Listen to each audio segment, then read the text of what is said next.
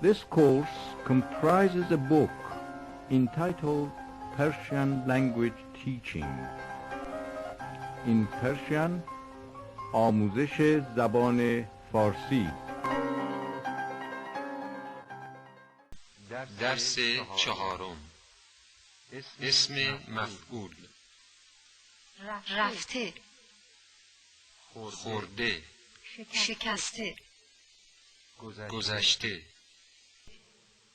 کلید تمرین 14. 1. نوشتن. 2. بودن. 3. شستن. 4. گفتن. 5. خواندن. 6. رفتن. 7. نشستن. 8. خواستن. 9.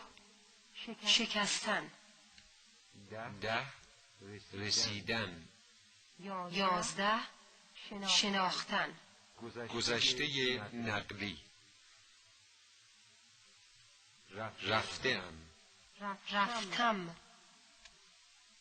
رفته‌ای. رفتی. رفته است. رفته. رفته‌ایم. رفتیم. رفته‌اید. رفتین. رفته‌اند. رفتن. نرفتم. نرفتم. نرفته‌ای.